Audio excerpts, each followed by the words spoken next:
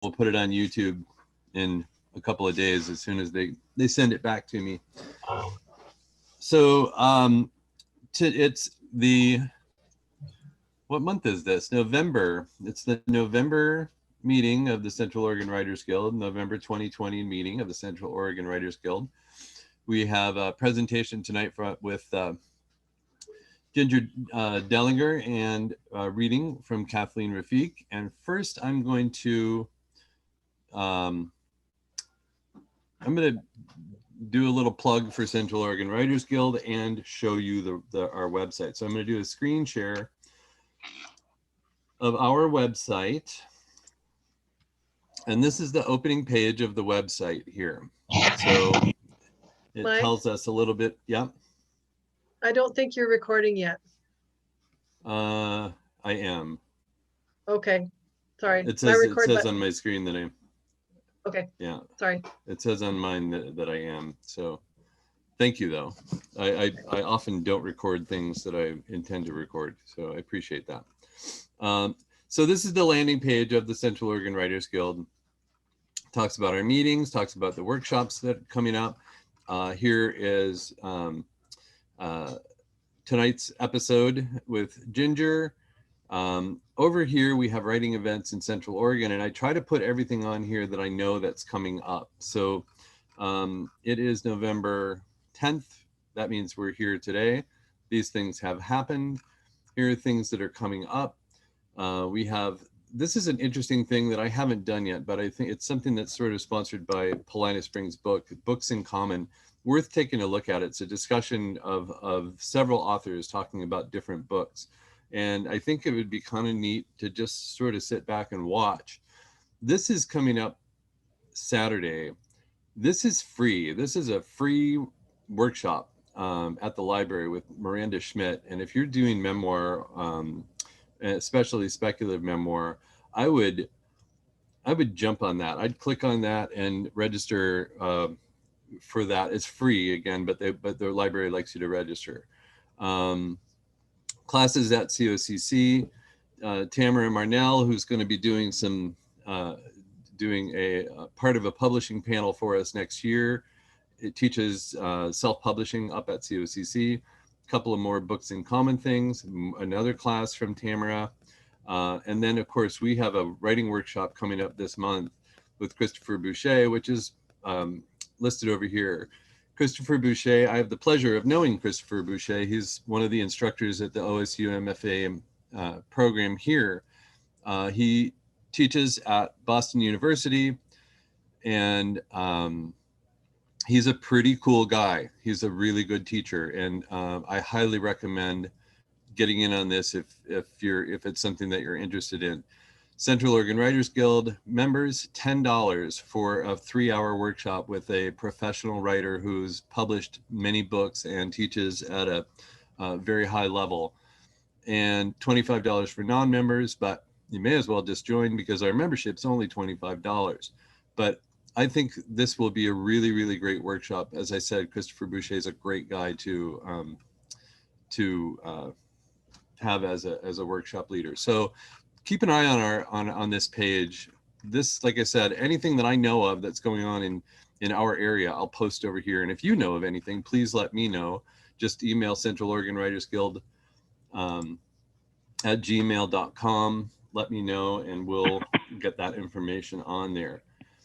So I'm going to pass this off to Mary Krakow, who's going to introduce our reader, and we'll just get right into it here. So Mary, it's all you. Okay, before I introduce our reader for this evening, I want to remind everyone that on our next meeting in December, we're going to have readers reading. That's going to be the program.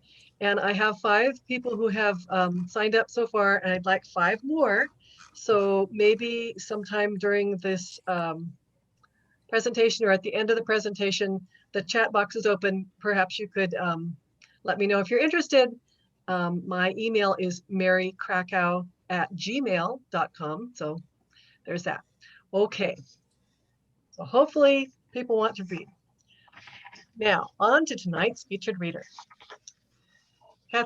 Kathleen Rafique's eclectic career has always taken her in artistic directions to tell a story, be it broadcast video, print, or paint. After 9/11, she felt compelled to make a difference and started traveling to Afghanistan for months at a time outside the protective walls of Kabul's central government. She began building relationships and making influential contacts within Afghanistan, which enabled her to travel back roads, interview powerful commanders and leaders. Bodyguards cleared the way, protected and guaranteed safe passage while she lived, ate, and traveled with ex-Mujahideen fighters and survivors of decades of war. Kathleen is currently writing her memoir based on that 30-year relationship with an exotic place half a world away. Her message is, there is more to Afghanistan than remnant Taliban, poppy fields, border skirmishes, village fighting, and the search for Osama bin Laden. It's about the rebirth of a country through its people. It's about caretaking for those abandoned by life and the education of a new generation. Please welcome our featured reader this evening, Kathleen Rafique. Yay, am I on? You are on. Okay. You're on. It's all you. All right, thanks. So I just have to say that I'm really excited to be here because there's been so many cancellations and reschedules because of the COVID year that we've had that I'm finally here. It's not exactly like what I had imagined, staring into a screen instead of a live audience, but I'm going to try to convey my story the best I can. As mentioned, I'm writing a memoir that covers about 30 years of what I call a pretty intimate relationship with Afghanistan. So the working title is The Woman Who Wore the White Turban. It was a name that was given to me by local villagers, and needless to say, it was a name that carried with it a reputation.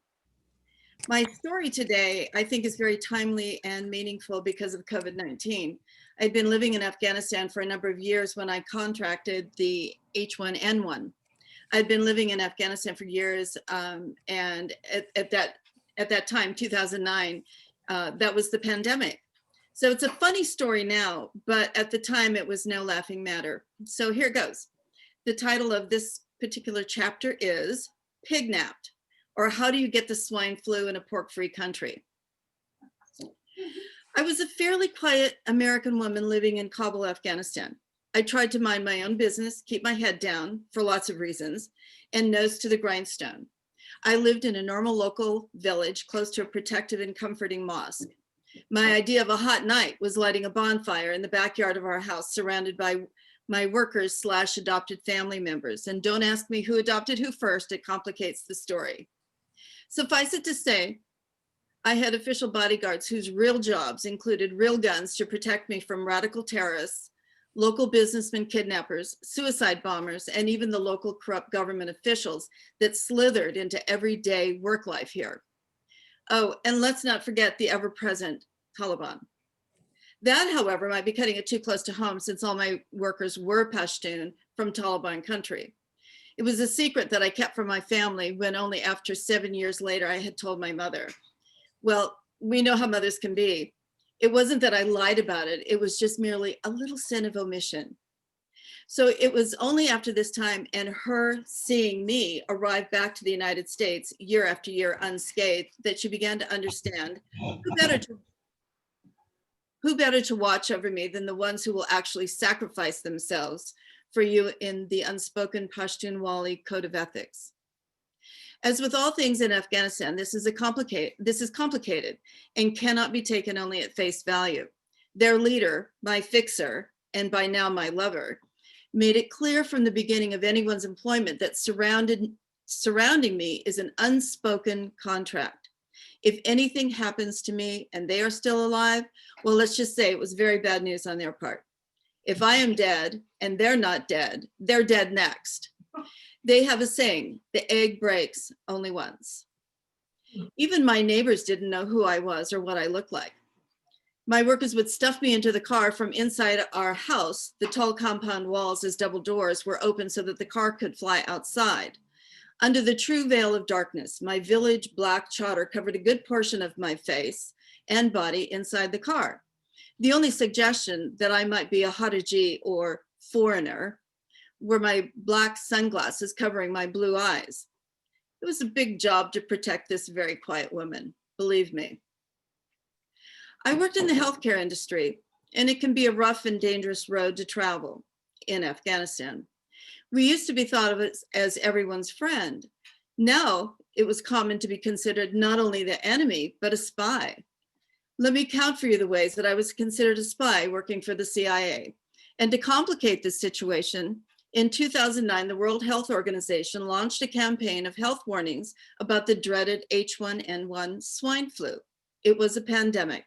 The outbreak sent millions of Afghan children to their homes early that year, abandoning classes and dreams until the following school year. Large international government organizations were forced into lockdown for weeks until the danger passed. Afghan women called men swines. It was the worst form of insult. If that wasn't bad enough, just the mere mention of a swine in a country forbidding pork meat didn't even allow a pig in the local Kabul zoo. The media warned people that this was a foreigner disease because me, eat pork, totally forbidden by Islam. It's haram. Now I have to say, well, that's kind of funny because the very distant memory of a fabulous BLT at my mother's in California had been well over 2 years prior. And I can guarantee you that every bit of sputum that choked up my throat didn't taste anything reminiscent of that. I'm really not sure why they called it the pig flu. I just know that because of it, I was a pariah in my own house. But in spite of all my protections against visible enemies, I was, in the light of day, pignapped by the H1N1 squad. Millions and millions of minuscule, invisible to the naked eye, little flying piglets invaded my house, managing to sneak right on by my tall, burly bodyguard with his trusty AK-47. They stormed right on down the pathway, inside the house, and upstairs where I had my home office and living quarters. These pig-napping stormtroopers didn't even stop to go into our famous kitchen to see what was cooking, a clever distraction to all those who entered by my trusty cook, Nuraga. Wham! They filled up my room with dizzying speed to invade my body so quickly I never saw it coming. It was the invasion of the pig nappers. I was secretly transported to pig purgatory and held captive by aliens while they relentlessly carried out their dastardly deeds. You ask, what did they do? How did they accomplish taking me down? They all had several jobs synchronized to perfection. In retrospect, now years later, I can fondly call them the 7 dwarf piglets, and I was their Snow White, kind of. The first cruise job was to explore the crevices inside my head with tiny, tiny ice picks, spelunking for what I don't know. I can only say that for days, my head was splitting thanks to the activity of these little creatures. Then there was the mold patrol. It was their job to creep and live inside my lungs, bronchial tubes, and airways. They carried canisters on their backs like pest controllers, but instead of doing good, they sprayed what felt like mold growing inside. Just imagine the vision of spraying foam insulation inside the skeleton of your house. This was to ensure that every breath I took was labored. Much later, I began to clean house of these pesky critters, and I discovered that, just how much they had managed to leave inside my body. Every raspy, wheezing breath and heaving cough gagged my already exhausted body, trying to cough up their remains. Hundreds of ab curl reps could not compare to the strain on my stomach from coughing and trying to expel this invasion. But then on with my story. More duties and more busy little piglets. For days, the prankster pignappers called in the fire and ice team. 1 minute, they were heating up my body enough to send me into a drenching sweat. After quickly reacting by throwing off tons of down comforters and layers of blankets, the prankster pignappers turned on the AC to freeze me out. I'm thinking I was a victim of the new pigmatic change. That's a new word for climate change brought on by the H1N1 Echo Squad. Well, I'm not done yet. There were swarms of muscle snatchers. I felt like the giant who was captured by millions of hummingbird piglets strapping my body down to the bed. They were buzzing and flying all around until my body was a cocoon. I was totally at their mercy, completely under their control. I had no muscles to get up alone. I couldn't open my eyes. I slept in and out of consciousness for days, breaking in and out of fevers. I vaguely remember people peering over my bed, looking at their contorted faces faces asking if I was okay. Of course I'm okay. I'm never not okay. It's not in my makeup to be anything less than, at the very least, okay. But more seriously, my problem went from thinking I had the simple flu, which I knew couldn't be cured by antibiotics. But what had happened was a rapid progression from just that to the secondary and tertiary respiratory infections in my lungs and bronchial tubes. Fever and blinding headaches robbed me of the time frame. I hadn't realized how many days had passed until everyone around me ignored my instructions just to leave me alone. They thought I was dying. I was only getting worse day by day until they brought the doctor to me. And I thought I had been fooling everyone. Wrong. I just kept thinking in my delirium, it was only a virus. It worked for about a week. Then they called in the big hoo-ha, the granddaddy of ghosts. The pig-napping busters. It was Dr. Tim and his wife Patty to the rescue. Through my burning, bloodshot, blurry-eyed haze, I saw a member of my tribe. I sense it's a dream, a mirage. Certainly I'd been transported out of Afghanistan, a sick person's nightmare location. Here was an American doctor in Kabul at my bedside. A sense of, well, it's all going to be okay now, came over my ravaged remnant of a body. One prescription later from the amazing new Afghan hospital that I built on the outskirts of Kabul was brought to me like manna from heaven. Unlike the typical 5 prescriptions I call throw at the mud on the wall and see what sticks technique of Afghan medicine, I began to mend. It took quite some time to evict the prankster pignappers and even longer for the muscle snatchers to get the message they were no longer welcome. I felt like they were going to be around for a while, along with the scraps of the mold patrol. Fortunately, though, most had moved on to another innocent, unsuspecting victim, I'm sure. But as with all war zones, devastation is left behind, and it takes quite some time to clean it up and restore normalcy. My appetite took weeks to return, but then again, what's the advantage of a little kidnapping if not to lose a few pounds anyway? I was able to walk from room to room upstairs without shaking uncontrollably and feeling like the mere exertion of taking a shower would send me into convulsions of throwing up. But my sense of relief was nothing compared to those around me who had friends and family praying for me from miles around. Sometimes it's kind of nice to stir up the pot a little. I was unable to even attempt going from the upstairs to downstairs of my house for several weeks after taking medicine. A major leftover system was the profound loss of muscle strength. Months later, I was having lunch with a friend of mine from the United States, and we were talking of our families when she shared that a cousin of hers had recently died from the flu. He had been a strapping young man that had contracted what they thought was the simple flu. He went to the hospital, and within a matter of a week, he was dead. And that was in the United States. In retrospect, I have to admit, I finally never really had a proper fear of the scene dangers I faced. I managed to escape suicide bombers, IED explosions, the Taliban, and very scary acts of Mother Nature. But now that tiny, tiny virus bug that had managed to take me down started the beginning of a rather paranoid time that developed into a healthy germophobic respect I find useful to this day. This experience was the first time I really understood how people actually die from what looks like the simple virus. So I just want to end on saying that thank you to the Guild for inviting me, and thank you to Mike Cooper, the president, who took his time this weekend to walk me through kind of like going in this process. And thank you to all of you who logged on and listened to my story. I know that everybody's time is valuable, and with everything the way it is, everybody's stretched by demands and this COVID pandemic time. So anyway, keep safe and wear your mask.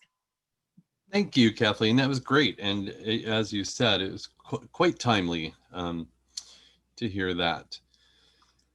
All right. And as Mary said, it's great to have readers. It's a great thing to do. Do you feel really relieved having done that now, Kathleen? Yes. You feel like a new person, an amazing new person. So imagine if you could get that same feeling that Kathleen has right now. So just as Mary said, put it in the chat, and you can chat on your chats. There's a little blue bubble where you type, and you can pick Mary Krakow directly and just chat directly to her if you want to put your name and email in there and let her know you're interested, and she'll get that. So, and as she said, that's our plan for the December meeting. A month from now, we're just going to do readings, and everybody bring your own festive snacks and beverages, and we'll just have a good old time here. So without further ado, we'll bring Ginger Dehlinger in for her presentation, Submit, Submit, Submit. Ginger is a longtime member, author and longtime member of the Central Oregon Writers Guild. She's going to talk to us tonight about how she has become addicted to submitting her writing, what she's learned along the way. She's going to talk a little bit about the 50-word bio, finding publishers, submission guidelines, developing tracking systems, and handling rejection. Ginger writes in multiple genres, although better known for her novels Brute Heart and Never Done. Her poetry and short stories have been published in numerous anthologies, and she has won 2 Pacific Northwest writing competitions for her essays. Ginger lives here in Bend, and if you want to check out her website, you can go to the Central Oregon Writers Guild site and check on her there. Also, she has given me a PDF of her presentation tonight, and I'm going to post that on the website along with the recording of this event. So if you're furiously taking notes while she's going through her slides, fear not, because we'll be able to have copies of those. And again, this will be recorded, so you can always go back and look. So Ginger, it's all you. Thank you. I hope I know what I'm doing here. Can you see me yet? Do I just click on my own picture? You can, okay. Now, thank you, Mike, for explaining that about I called it a handout, because if we had been meeting normally at the library, it would have been on paper, and I would have, handed them out. It's like 4 pages. I would have handed it out to everybody. Now, it's an abbreviated version of what I'm going to be talking about tonight, but the main guts are in there. Plus, like Mike said, if this is being videoed, you can always go back and look at that as well. One thing that's good about having a Zoom meeting, or a couple of things actually. One, now that the handout is going to be in an electronic form, the links will actually work, I hope, unless they've broken between the time I made them and now, so that you don't have to, recopy them to get to these particular sites I have quoted. And then also, if the weather isn't so hot tonight, it's kind of nice not to have to go out in this to a meeting and then come home in it. So I'm happy just to be here in a warm room. So what I have done is I have prepared a PowerPoint, which my biggest challenge is going to be getting to it and then sharing it with you, and then I'll be fine and I can relax. So I think I hit share screen, right, Mike? So make sure you have the PowerPoint open first. Yeah, it's open. It's okay. open. Then hit share screen. Hit share screen. And then click on the PowerPoint. It's asking. Okay. Yeah, that's it. And you did it. You did it, so you can see it. So I'm just going to change it to from the beginning, and we're good. There you go. There, now I can relax. So when I was putting this presentation together, I wanted to begin with some type of a compelling quote about persistence. And I initially thought, well, it'll probably be something by Churchill or Benjamin Franklin or whatever. But the one I liked best was actually this one by Julie Andrews, because it seems so pertinent to writers. Perseverance is failing 19 times and succeeding the 20th. First, I want to just quickly a little bit about myself, so that you maybe see a little bit more about why I'm doing what I'm doing. I have always enjoyed writing ever since I wrote my first, what did you do last summer theme. And in high school and college, when my classmates were groaning and moaning because one of the assignments was a term paper, I was inwardly like, this is great. This is going to give me a chance to put on my thinking cap and create something in writing. After I graduated from the U of O, I had many jobs. I was a school teacher. For a time, I was a salesperson, a marketer, a software trainer, a human resources manager. I just, jumped from one job to the other that sounded interesting. And I just couldn't decide really what I wanted to be when I grew up. And then all of a sudden I was old enough to retire. So I did that. And I always figured I would write for enjoyment once I retired, rather than the business writing I had done in the past. And I just think it's a wonderful pastime, plus not very expensive compared to many hobbies. My husband, for example, likes to fish. And we've had many times we've laughed about how you can buy fish at Fred Meyer or Costco for far less per pound than what he catches on the coast. My first novel was published 12 years ago. The semi-autobiographical story is about growing up with an alcoholic father. I disguised the main character by making her a veterinarian, and I had many jobs before I retired, but I was never a veterinarian. The story takes place in Klamath Falls, where I'm from, and also in Corvallis, because that's where veterinarians go to college, get their training, and Prineville during the 1970s, 80s, and 90s. I also slipped in one scene from Bend.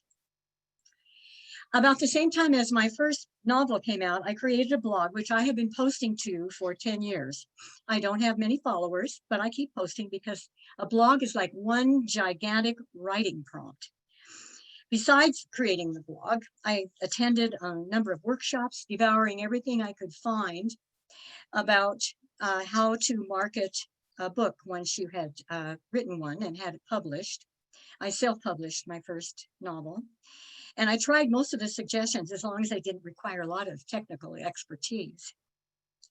I participated in book fairs and writing conferences. This picture was taken at the Florence Festival of Books in 2012. That was 2 days, 400 miles round trip, $30 to rent half a table, motel, $60 for one night, meals, etc. And I sold 5 books. I participated in street fairs in Klamath Falls and Redmond. This is a picture of our own Guild's booth at a street fair in 2013 in downtown Redmond. Dorothy Bell organized it. I miss her.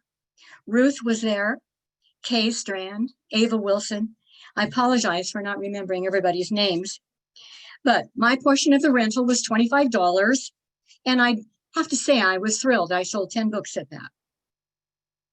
I did a bit of advertising. This ad appeared in the Women Writing the West catalog. As far as I know, though, the ad didn't generate one single sale. So then I published my second novel in 2017. It was not a sequel to the first, and the fact that I didn't create Brood Heart 2 and Brood Heart 3 shows that I never really planned to make writing a career when I retired. I just had 2 stories that were long enough to fill a novel. And so this second one, which is set in Colorado from 1885 to 1919, was inspired by my great-grandmother's life. So I continued doing many of the same types of marketing that I'd done the first time. And then I also donated books to libraries, and I started making GINGERSNAPS, kind of having fun with my nickname. I was offering them as a gift with purchase for people who bought my books.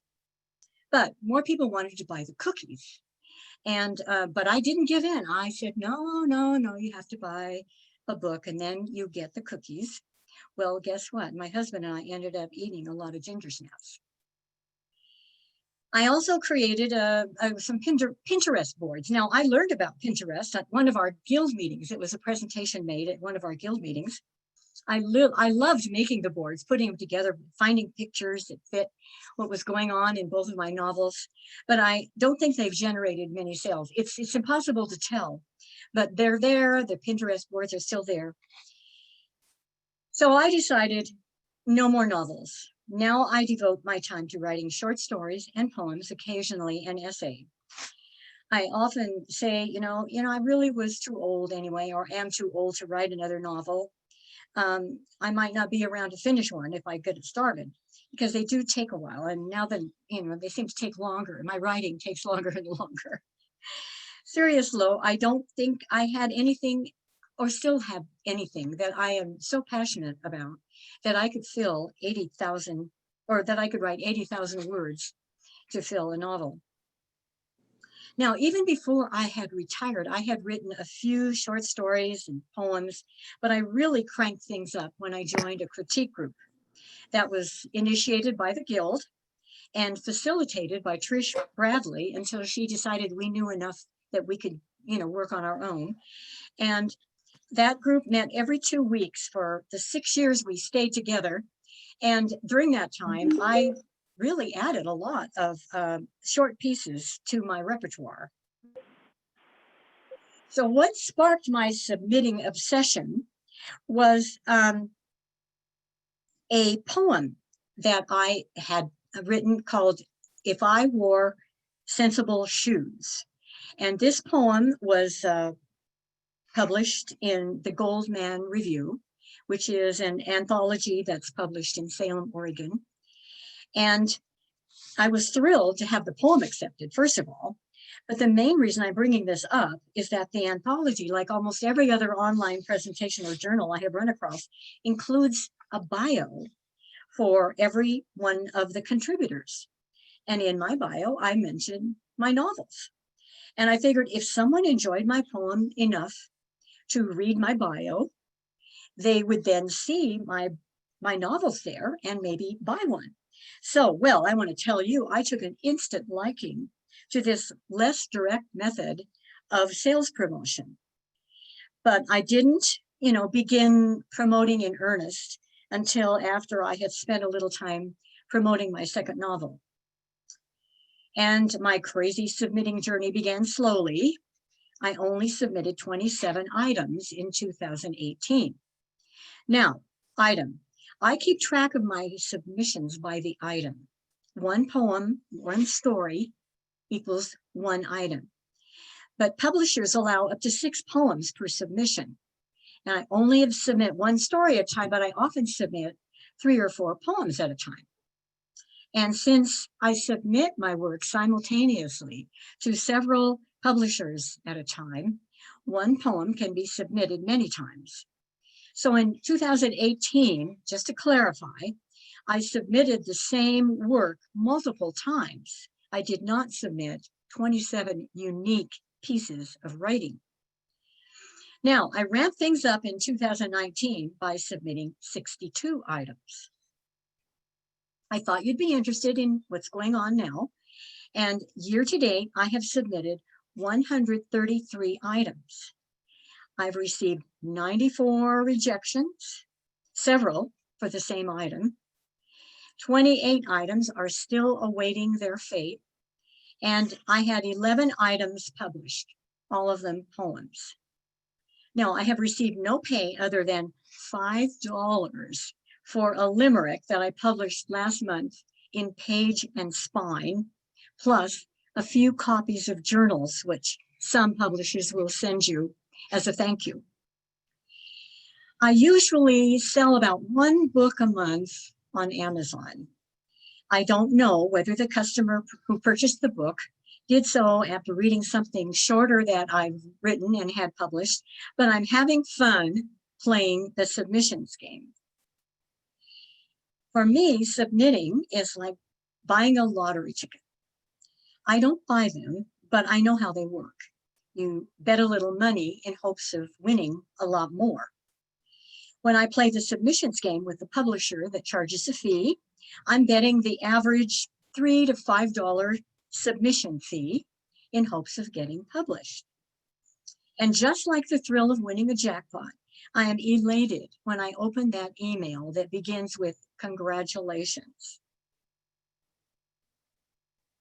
So, why submit? There are many good reasons besides the occasional thrill you get to see your writing published. You can build your credentials as a writer, for example. Now you can refer to yourself as a published writer, even an author.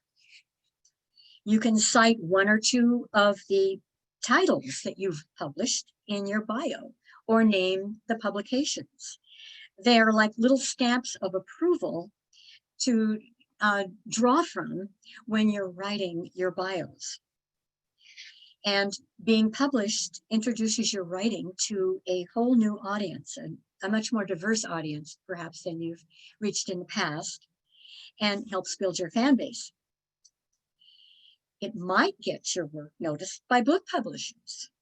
An editor might read something you published and then contact you about publishing a chapbook or a novel or a collection of essays or a collection of your works in some form. My favorite reason, of course, is the one that got me started submitting like crazy, which is you can promote other work that you've already produced without spending very much money or standing on your feet for hours at a street fair. Another reason why to submit, your work might produce a job offer as a teacher or an editor or a reviewer. Plus, there's always this business of, the satisfaction of seeing your work in print. And especially, and I can't emphasize this enough, it really helps you improve your writing. At least it has me. I favor doing the writing before I look for a publisher, just because some people kind of wonder about that. I write whatever moves me, and I like to have a little stockpile of work to draw from. And if not exactly as written, it's amazing how many times you'll get a call for submissions, and I'm going, man, I wrote a story almost about that, and by tweaking it a little bit, I've got something that I can submit. When you start looking for publishers, you may find yourself reading what they publish to get an idea about that, and then trying to write something similar. Although I do that, I always read what they publish, so I make sure I don't send them something that's just totally wrong. I find that my best work is from my own experience in brainstorms. So when is your work ready to submit? And that is really a difficult question to answer. It goes without saying, but I'm going to say it anyway. The writing has to be good. You should feel proud of it. According to Lee K. Abbott, former professor emeritus of English at Ohio State University, his system is, when you think you've written the best you think you can do, print it out, read through it, and as you read through it, use a highlighter to mark your favorite sentences or lines of poetry. Go back afterwards and work on those sentences that you did not highlight, and keep doing that until every sentence or line of poetry is highlighted. Now that's a ton of work. I have never done it, but it's a way, it's a method, it's something that you might consider, or maybe do part of it, even if you just highlight all of the sentences or the words that you really like best. For me, being ready is part gut feeling, part a little bit of experience, part feedback from the people that I trust with what I've written. Trust to be honest with me. So when I believe the piece is ready, what do I do? The first thing I do is print a hard copy of the piece. For me, I see things on paper that I never see on the screen. So I print a hard copy, and one of the first things I do is read it through myself. Then I ask someone, and see my problems and mark them, ask someone else to read it, someone who's going to be honest. And then I revise based upon what I and my reviewer have questioned. And then after I finish, and this is very important, and I wait until after I've already shown the piece to some other writers, I try to come up with a really good title that will catch the eye of whomever decides whether my piece is worthy of publication. Editors have to wade through so much writing. You need something at the top of the page that's going to wake them up and say, wow, who is this? What is this? This is a title that I want to read this. I'm gonna really take a good look at this. I usually start out with a working title, and when I give it to my friend writers to look at, they've got the working title. So this gives them also an opportunity to chime in and say, well, this is boring or whatever, and help me come up with something better. Now, when I can read through the whole piece without making other than a minor change, I run it by, you know, I run it by my husband, who isn't really that great with grammar and punctuation, but he's really good at pointing out when something is over the top or doesn't sound real or the characters need something. And so I definitely take a good hard look at what he has to say about things. Then at the end, I do another grammar and spell check, and I use the navigation pane to search for words that I know I use too often. I know my own, you know, problems, my habits, especially buts and you know, and conjunctions. And also words that end in ly, if I can get rid of many of those as I can. And then also, I want to point out that this is important. It seems so elementary, but it's very important if you are submitting to, especially online publications, because they will print exactly what you send them. If your piece does get accepted, they don't have the staff to do line edits. And so lo and behold, you get your journal or you see it online or whatever, and there's a big mistake you made, big as life, because it's going to go wherever that piece goes. So the next big challenge is to find a publisher. And it's a stumbling block for many writers, especially those that don't want to go through an agent.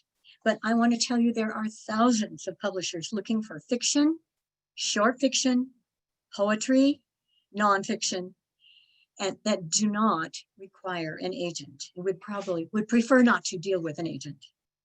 And you can seek these publishers out. If you have a name, you can look them up. You can go online, put in submissions, and you're going to, you know, immediately they'll pop up and you'll get all the information that you need. But if you don't know the name to look for, I primarily use two sources that produce lists of journals and anthologies that are actively seeking submissions.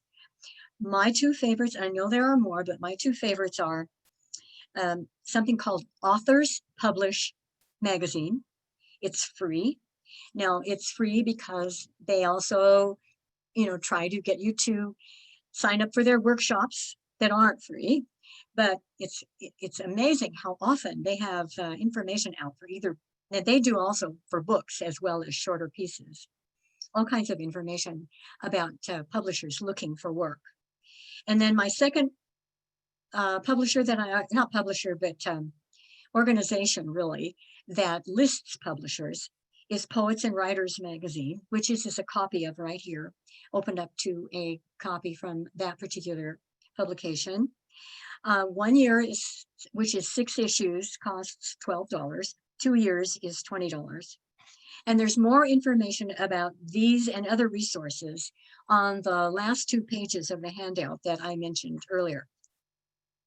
Now, some e-magazines and journals, usually those that publish online but don't put out a print version or an anthology, they will accept a large percentage of what is submitted to them. Others, like the Virginia Quarterly or Rattle or Tin House, will, you know, New York Magazine, they usually accept less than 1% of what they receive. Now, I refer to that second group as prestige publications. And these prestige publications do produce a soft cover version of their work, of the work that's that they publish. And they do pay their writers. And they also have very highly discerning audiences. And it's really a feather in your cap if one of them takes on your work, let alone the fact that they pay you for it. Now, there are lists of both kinds of publications, those that don't require that don't have as high a percentage of work that they keep, and those that I call the prestige publications. That's also on your handout. And you can learn, if you're interested, you can learn a publisher's acceptance rate if you describe to Duotrope. which is a service. You have to pay a fee if you stick with it. I think it's $5 a month. Or the Grinder, which is free, but it doesn't include as many publishers as Duotrope. And there you can get an idea. So if you get rejected by a publication, or if you're very serious about building a career, then and you're going to want to actually get kudos from these prestigious publications, then you can look on Duotrope or the Grinder and get an idea of how often they reject. I don't use these services because I'm past the point of life where I might have made writing a career. But if you are building a writing career, then I would, and seeking publishing credits like these, then I would recommend that you use Duotrope or the Grinder. Now, some of the factors to consider before you submit to a publication. First of all, the genre. You have to make sure that the genre matches what you write and what you are planning to submit. And Authors Publish almost always states the publication's genre. I want to tell you, if you write horror or mystery or time travel, you're going to find tons of opportunities listed there. I don't write those kinds of things, so I kind of have to wade through those to find the ones that I feel comfortable in. But still, they're all listed, and you can quickly go through and just chalk off the ones that you think have merit and ones that no, that's not for me. They also provide links to the publication's website, especially their submission requirements. If not, I try to find the website on my own because I want to go in there and I want to read samples of what they publish. I want to especially study their submission guidelines and find out if they're looking for work on a particular theme. That's very helpful. Another thing you're going to want to look for is how often they publish. If a magazine or a journal only publishes once a year, I don't feel like I'm gonna, take that chance. That, to me, the odds are just too great that I'm going to be rejected. So I kind of pass those ones by. You want to check out, if they don't say how long they have been in business, see what the issue is that they're looking for work for. The higher or the larger the number of the issue, the longer they've been in business. Because I want to tell you, since most of these publications that are out there, the thousands of them, are nonprofits, they come and they go. And so it's better to have one that's been around for a while. However, if you are just beginning to submit your work, it might pay to submit to a newbie because they're more apt to take your work and you'll get a quick credit for your bio. A couple of other things I look for. You want to make sure that they state their first publication rights. It's best if they're less than 6 months. And if they're more than 6 months, I wouldn't recommend, it depends on what you're doing and what you have planned to do, because here's the problem.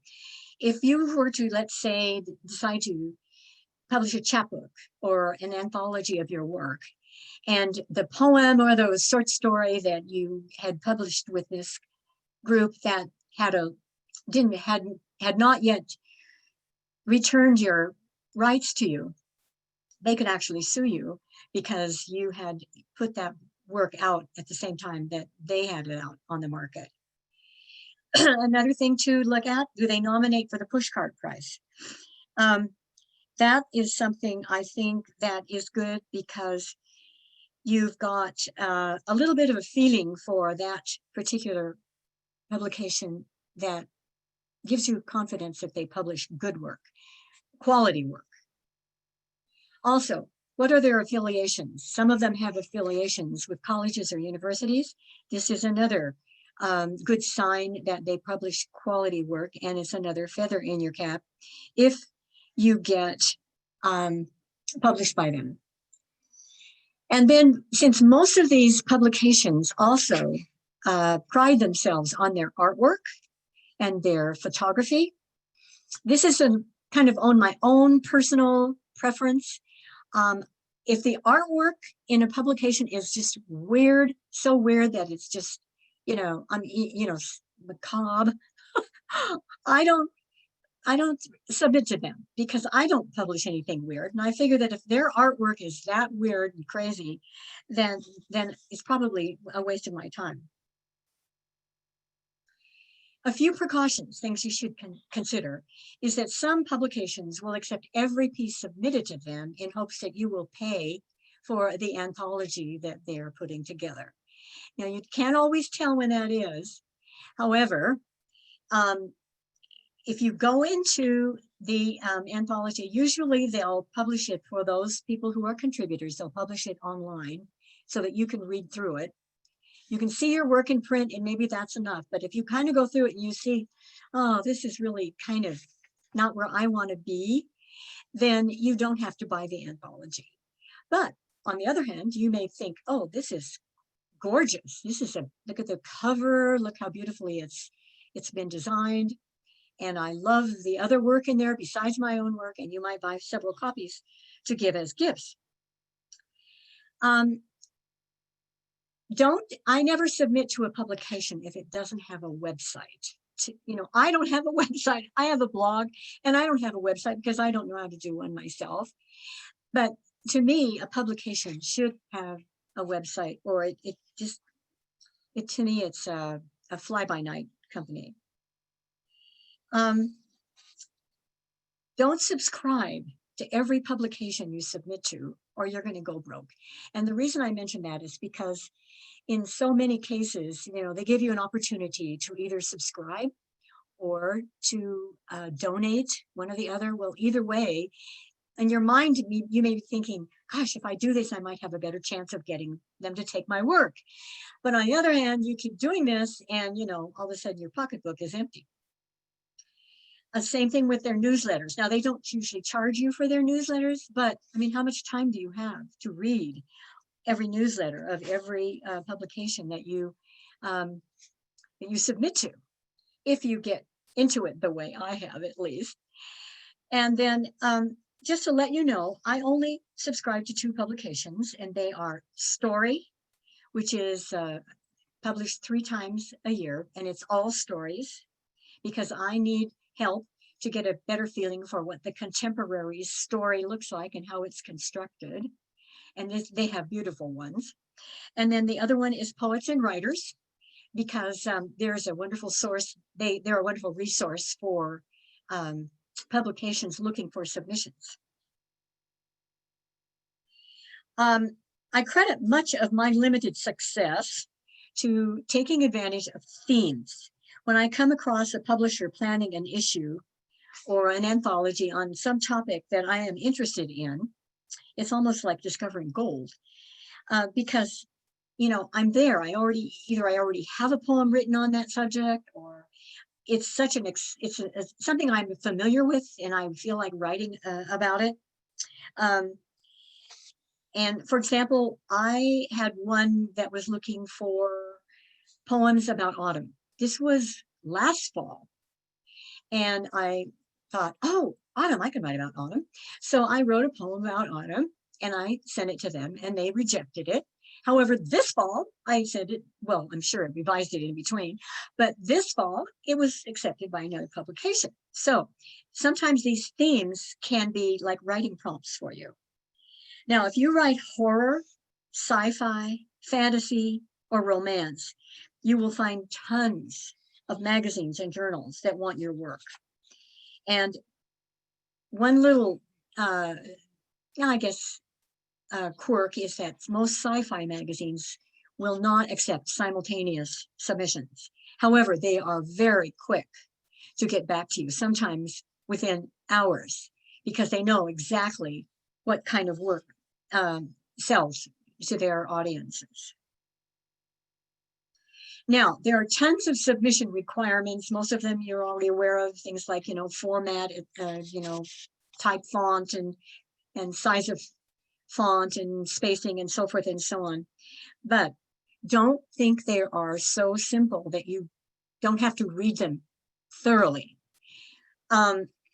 For example, some want you to send via email with the submission attached. Some will not accept a submission that has an attachment. They'll just delete it. And they want you to submit with the work pasted in the body of the email. Some say send via submittable. Some, especially some of the more prestige publications, have their own submission managers. Some will permit simultaneous submissions, some will not. And some want your submission to be totally anonymous. Some want your name and contact info on the first page. Some want your name and contact information on every page. So you need, these are the kinds of things that, you need to really take a good hard look at. Of course, most of them want a bio of some sort and or a cover letter. But for the purpose of appearing professional, if you do write a cover letter, I would just suggest, keeping it simple. Now, submission managers, such as Submittable, are a time saving and a way to help you keep track of what you're doing. To a limited degree, they allow you to track the progress of your piece. For example, in Submittable, if you have received next to your piece that you have submitted through them, it means that's all it means is it's been received. If you see in progress, it means they've actually opened it and are in the process of looking at it and determining whether they want to use it. The system also keeps track of the rejections you had and any work that has been accepted. But it has to be work that was submitted through them, not work that sometimes doesn't even go through a submission manager. Now, one thing I like about Submittable is that if you do get something accepted, a piece accepted, and it was simultaneously sent to other companies that are also in Submittable, then you can just write them a note right there in Submittable, and you've taken care of your obligation, which is kind of like an on your honor to let them know that the work has been accepted elsewhere. Also, if sometimes a publication doesn't let you know if they're going to charge a fee, but if they use Submittable, you can go ahead and go through, at least start the process, go into Submittable, and you get to the point where you have to submit the piece, and there is the fee if there is one. At that point, you can look and say, well, am I going to do this? Do I want to pay that or not? And you can just back out. But meanwhile, you know at that point whether they do or do not charge a fee. Now, if you start submitting on a regular basis, you're going to need to really come up with some kind of a plan to keep track of what you're doing. Because, well, you can make mistakes. You can do repeats to publications, and be embarrassed that you already sent them the same piece. Or you can end up in the loony bin just trying to keep track of everything. So you need some sort of a system. So I suggest setting aside one day or a half a day just to submit. Now, I do this on Mondays because that's when I do laundry. And all of the back and forth activity I have to go through to do laundry, it makes it hard for me to focus on my writing. Now, that does not mean that I don't take the submission process seriously, but it takes a different kind of concentration than writing does. And so it isn't as disruptive for me. Also, establish goals for yourself. Mine is to submit at least 2 items per week. Sometimes I submit more, but not very often less. But my goal is to end up with at least 100 items submitted per year. Now, remember my definition of items. So in that 100, there might be one poem I've submitted 6 times. Check on your submissions regularly, but don't bug the editors. You probably should wait 6 months before you send a query if you haven't heard anything back. If it's a prestige publication, you probably should wait a year. hate to say it, but unfortunately, that's one of the things you have to consider if you want to submit to those prestige magazines and journals. Create a tracking system of your own, because you are going to have some things are going to be showing up on Submittable. Some things are going to be showing up on individual submission managers that are maintained by the publications themselves. Some of them won't show up on any submissions manager. You just have to remember or keep track of the email that you sent and what you sent them in that email. And so I use Outlook because I can move the correspondence that I send and receive into folders. So I have a folder for submitted, a folder for rejected, big folder, and a folder for accepted, not so big. So I make sure when for every email, every communication, I make sure in the subject line, even no matter what's in there, if I have to take it out and redo it, I put in the subject line the titles, or at least enough of the title that I can recognize it, of every piece that's in that particular submission. Then when I go to look to see, have I already submitted this to a publisher, or has this already been rejected? I just, use the find box, write in the name of the publication. The piece that I've written, and voila, they all come up and I can know exactly what I have done with that particular piece. Now, a simple table will also work. You don't have to use Outlook. You can use a little table like this one. Name of item, date submitted, name of publication, submitted to, was it rejected, accepted? You could put the dates down if you want to. I wouldn't go that far, but maybe just a check mark. So, whatever works for you, whatever is easiest for you, but it's a good idea if you have a lot of work that you have out there that you are submitting, to keep track of it like this. Now, what to include in the bio? This is always, difficult, because sometimes there are restrictions as to the numbers of words and so forth. Most publications will ask you for a short bio when you submit. If they don't, for sure they will ask you for a bio if they accept your work. And what I have done here is try to help people who, maybe haven't got publishing credits that they can refer to.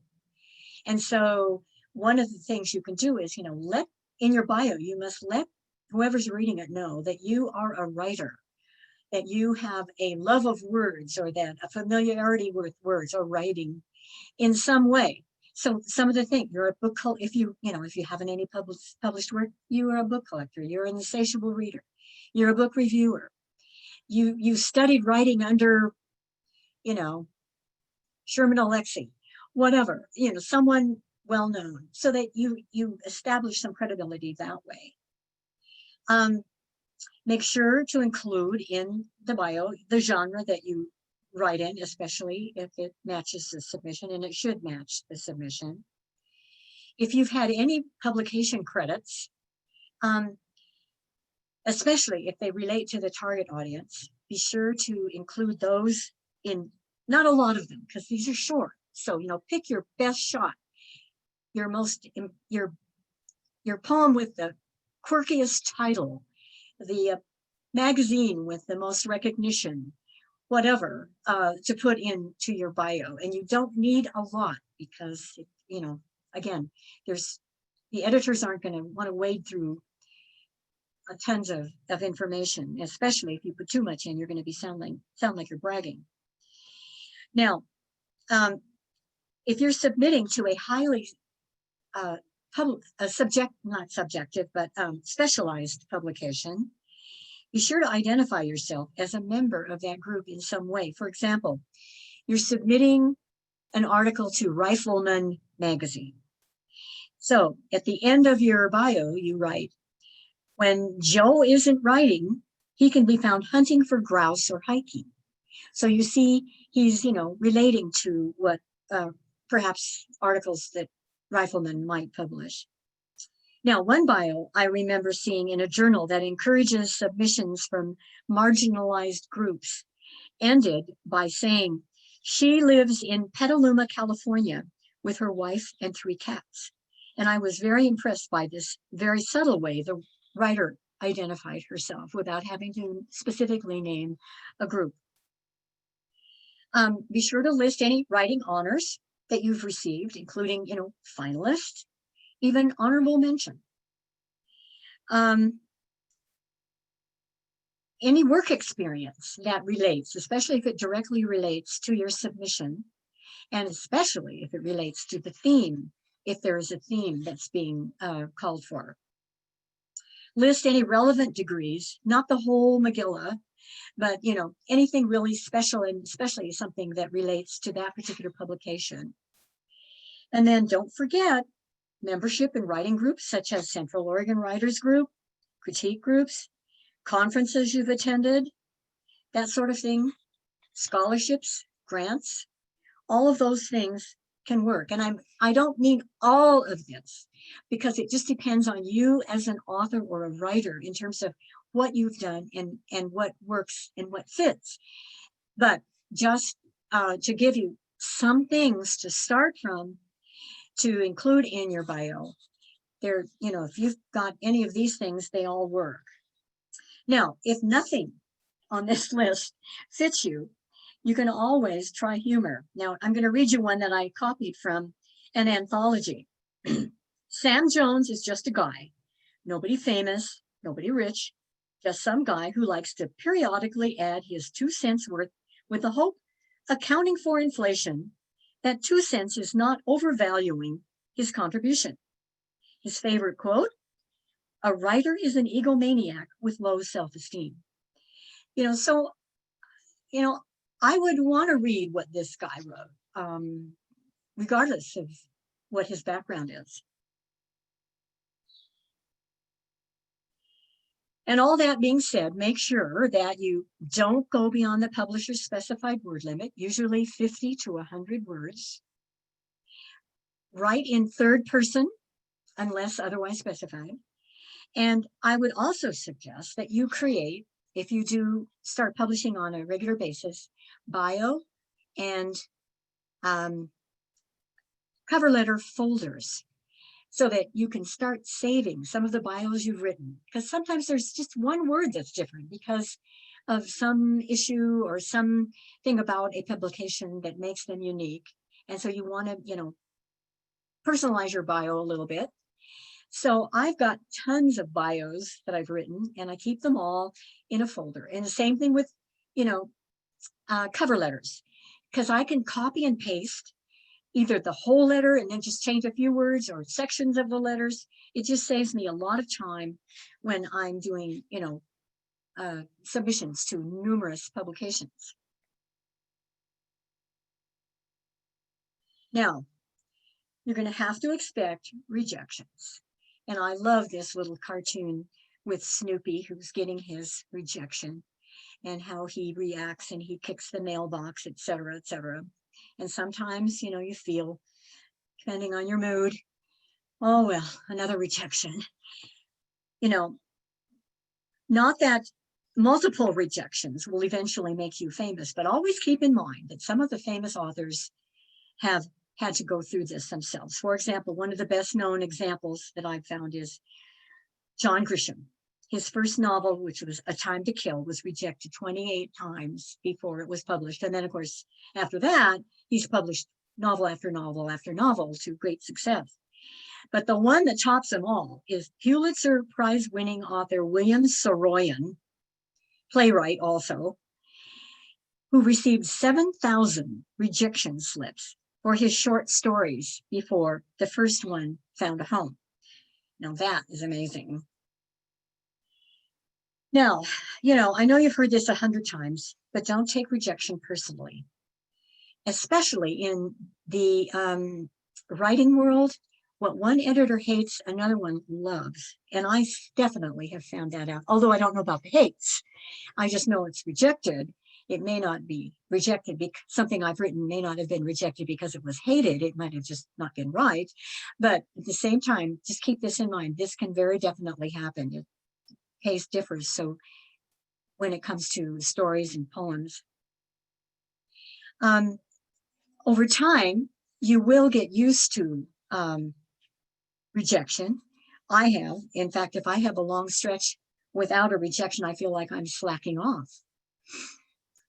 Rejections help you make a piece better so that you can submit it elsewhere. Every time I get a rejection, I read through what I sent and I go, well, of course it was rejected. It's a piece of crap.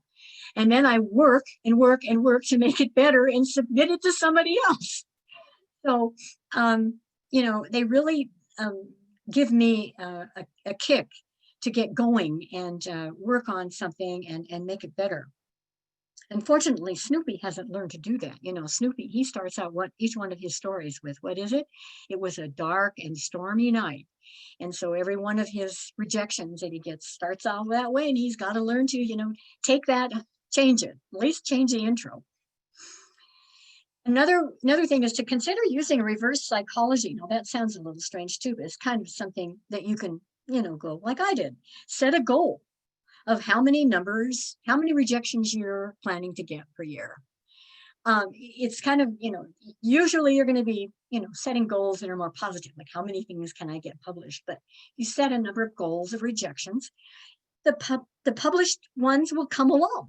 They're kind of like at the tail of the list of your rejections, but they will come in time if you're just patient and you keep at it.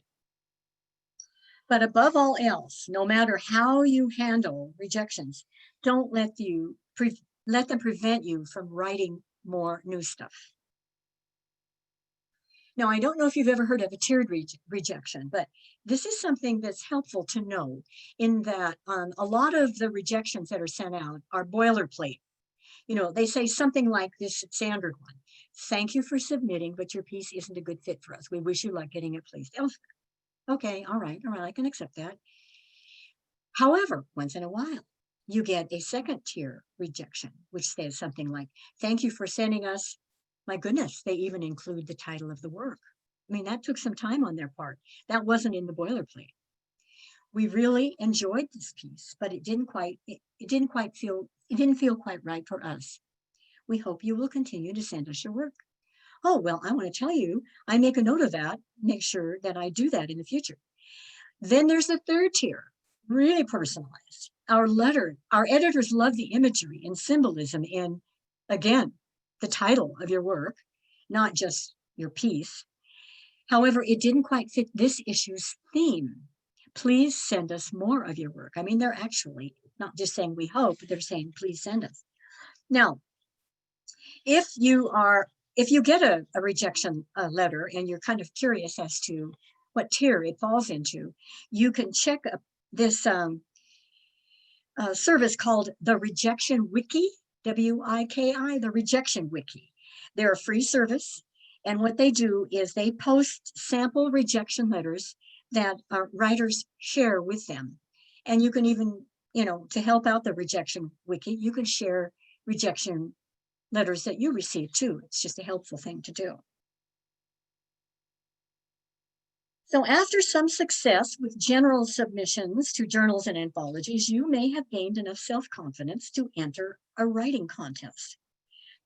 That's what I mean by aiming higher. Maybe you've written something that is super good, something you don't want to waste on a small press, for example. Now, I hate to use the word waste, but you know, when you enter a writing contest, in fact, even, you know, most publications do not want anything that has been published before. Some will even go so far as to say, not even on a blog. And so if you've got something, you don't want to, you know, take a chance and maybe have it published by a publisher that isn't going to pay you anything, isn't going to give you much credibility. And you say, you know, I'm going to enter a contest. And my favorite contest site is The Writer. This is Poets and Writers, And they also list writing contests. But I like the writer because this magazine also sponsors their own contests. Besides standard competitions like short story, haiku, flash fiction, they also sponsor fun, specialized contests throughout the year, like 15-syllable poems. Now that's a challenge. Dialogue-only stories. Stories that will change the world. You know, these are great prompts and fun contests, and they sponsor those themselves. You can subscribe to their newsletter, the writer's newsletter, for free. And of course, 2 other sources are like here, Poets and Writers, and of course, the Writer's Digest annual contest, which is very prestigious. So why submit to them? Well, first of all, by massaging a piece until it's ready to enter a contest, you are really going to be taking your writing to another level. And then winning a contest is a dramatic boost to your reputation as a writer. Adds juicy accolades to your bio and a platform if you are a speaker and you want to have a great introduction. Now, one that I really like that catches my eye every time is sometimes a sponsoring publication will state all entries will be considered for publication. Well, what that means is your piece might not win. It might not even get an honorable mention. However, they may like it well enough to publish it, which is almost as good. Now, submission fees are higher, usually around $20, $25. That's pretty standard. But your odds are statistically better in this way. For example, you might pay $3, get published by a non-paying journal, versus paying $20 and maybe winning $1,000 and getting published by a more prestigious journal.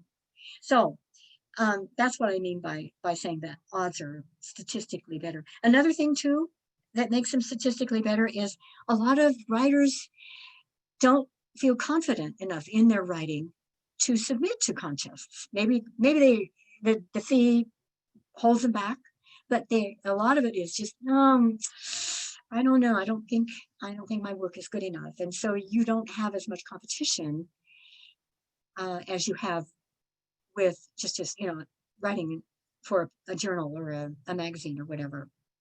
Also, rotating judges make it possible to resubmit to these more well-known contests.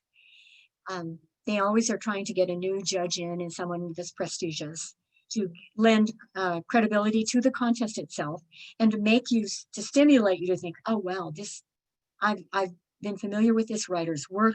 I think he's going to like what I write, or she's going to like what I write, and then stimulate to you to enter the contest. And then something else, this is a little nit and a little detail to keep in mind, and this is the tendency for most of us is to keep writing, working on that piece, massaging it, like I said, until it's just as good as it possibly can be. And to a degree, yes, we should do that. However, but it's probably best not to wait until the last minute, because oftentimes a judge will be so impressed by something that he or she reads early that everything else that comes in, he uses that early piece as a standard against, to judge your piece against. So if you get in there early with a really good piece, chances are that maybe your piece will be the one that is used as the standard to judge others by. So that's just, a little minor detail. So that's all of the information. It's a lot of it, I know, but like I said, most of it is on the handout if you want to, get a review. And I want to leave you with this final bit of inspiration that I found was just amazing in terms of how it was written. It's about persistence, and it's written by one of our least heralded presidents. And nothing in this world can take the place of persistence. Talent will not. Nothing is more common than unsuccessful men with talent. Genius will not. Unrewarded genius is almost a proverb. Education will not. The world is full of educated derelicts. Persistence and determination alone are omnipotent. So keep submitting, keep going, keep trying, because eventually you're going to break through.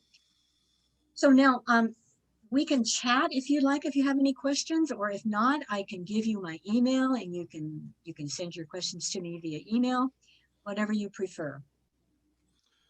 So thank you very much, Ginger. That was some really good information. I personally took a lot of notes because I'm planning on doing a lot of submitting over the winter here. So I appreciate some of the insights that you have there. Folks, if you want to, you can just unmute yourself and ask a question, or you can type something in the chat box, and we'll see what more we can get out of Ginger before we go here. Hopefully I can answer. I tried to give examples, so that maybe you would not have the question. It would help answer a question that I might have anticipated you might ask. Hi, So Ginger. I've put that. Hi, Katie. Go ahead, Katie. Katie was in my critique group, so I was glad to see her face here. Yeah, and we talked about this probably like, I don't know, 4 years ago. I mean, you've just done a marvelous job with putting all this material together and presenting it very clearly. Oh, thank you. Yeah, really, really good. I mean, I'm hoping I'll be like, okay, so I'm going to start submitting again. And also, I didn't know you had a website. How could I not know that? No, So, I have a blog. well, it's still a website. Oh, yeah, it's my website. Yeah. Oh, yeah. Oh, 10 years. Oh, well, you've been very I only active. post once a month because I try to do, something different, and not, what I had for breakfast or that sort of thing. Okay, well, I put your blog address into the chat. So Okay. interesting Great. articles you've got there. Great. So Ginger, thanks so much for this. So- I really learned a lot. Oh, good. My struggle is organization. So that simple chart that you showed us, I think might be helpful for me. The name of the piece and then the date that you submitted it, and because if it gets too complicated, I just can't stick with it. And if you do that in Word and you open the navigation pane, Yeah. you can look something up. You can find it by just typing into the navigation pane. You type in the title of the piece, and it will highlight every place in your table where that piece is located. It's a great way to sort things out and find things. Okay, thank you. Also, the using Excel or some spreadsheet program can be really good too. Yes, because you it can would. resort it. It would. I'm not real good with Excel. Yeah, I'm not either. I use it to keep track of my budget, and that's about it. And some of the submission managers, if you're using Duotrope, which again, as Ginger pointed out, costs $5 a month, but you can they'll track your submissions for you if you go through Yes, they will. Duotrope. So yeah. But So the only that's thing nice. is they just will track those that they have. Actually, you can put your own. You can put other you ones can? in Duotrope. Submittable is only things that go in unsubmittable. But yeah. Okay, see, I haven't used Yeah. Duotrope, so I didn't realize you could do that. Okay, Yeah. Good. That might be And worth it. I posted the handout on the website, so it's underneath Ginger's picture on the website. And as soon as this video comes available, it takes a little while for Zoom to get it back to me, and then I have to upload it to YouTube. So as soon as that's available, that'll be on YouTube. So if you have specifics that you want to go back and look at or share with friends, feel free to do that. Other questions or comments, or I didn't look if at the you're chat to see. Were there any if you're questions in the chat? interested, there is a question. Can you give an example of a cover letter you do in Submittable? Kathy, what do you specifically mean by that? You don't usually have the cover letter, doesn't usually go in submittable. It goes, well, yes, it does. There's a box there, you know, with for your cover letter in submittable. You're absolutely right. Just trying to keep my mind clear here. Well, oh my gosh, I wonder if I could bring one up and just show it to you. Sure. I'd have to go into my stockpile and find one. I just figured out how to unmute. So Good job, Kathy. I mean, I also can't see very well. So I basically do a 3-sentence cover letter. But I never like, I don't know, like, I don't want to inundate them with anything. I'm a reader for a journal. I never read the cover letter. And you know something, Kathy? You don't want them to be long. You Right, do not yeah. want them to be long. Yeah. So But- really, all I do is just say, here's my piece. I always specifically mention The that title. journal so that Yes. they know I'm not giving them something that's, you know, goes to everybody. And I try to do like 1 sentence that makes it try to be applicable to the journal, but it's not easy. No, I always start mine out with dear editors of, and then the name of the journal. Yeah. So they know that I am writing that to them. Even though maybe the letter itself that I copied and pasted, I had another name in there. And then you've got to be really careful that you take out the old name and put in the new one of the new journal when you are, you know, using the same cover letter. But mine are very, very, very short. Sometimes if it's a theme, I might give a little bit of background as to, you know, something that I have done or that I know about that relates to the theme, but I still try to keep them very short because you are absolutely right, Kathy. The editors, they may do what you do for all I know and just skip them. Yeah. Okay. Just curious. And by the way, I thought you did a great job too. Oh, thanks. Me too. Good, good, good. All right. So I put the Mary's email in the chat. If you're interested in reading, you can email her. Reminder of the Christopher Boucher workshop. That is it's a week from Saturday, and he's going to talk about the aha moment, which he defines as, you know, that moment, the instant when after days or weeks of floundering in your writing, you suddenly see or hear something you couldn't before. The fog lifts, and now you know exactly where to go and can possibly even conceive of the whole project. He calls that the aha moment. And so he's going to talk about that and how that comes in writing and possibly how to generate that in your own writing. So feel free to sign up for that. It should be a lot of fun. Any other questions about anything in the world before we depart? Is it going to snow? Yes. Yes, it's going to snow. It's also going to not snow. Yeah. All right. Thank you all. Okay. I'm sorry, wait. I noticed you didn't refer to Writer's Market. Is it a source you would recommend you use, Writer's Market, Ginger? I don't know of Writer's Market. I haven't come across that in my work. So Writer's Writer's Market Market. is a good source. It's it used to be that great big thick book that you bought every single year because they would update it with new now I know. agents. Now I know. Yeah. Yeah. No, I don't. It's online. It's online now, and you can subscribe to it. I think it's not probably as cheap as Duotrope, but you can subscribe to it. It's a good place to find agents, publishers, that sort of thing. But really, Poets and Writers has it kind of generates your question, right? So you can put in fiction, short story, magazine, and search those, and search contests and people who are looking. Poets and Writers has agents available. Duotrope is also formatable, where you can go in and you can pick the things that you're looking for. Submittable has a discover page where you can do that as well. It shows upcoming contests and deadlines and all that sort of thing.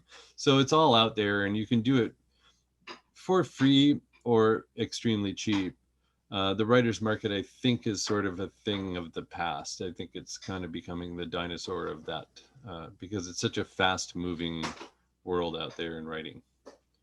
I do remember using Writer's Market or looking at it when I was publishing my novels. And oh my gosh, they almost all required agents. And I wasn't about to get an agent, so I left them in the dust. All right. Ginger, thank you very much. Sure. And Sure. Kathleen, who had to leave, thank you for reading. And Mary, thank you for organizing that and organizing our December readings. And keep writing, everyone, and we'll see you next month. Okay. All right. Thank you so much for coming.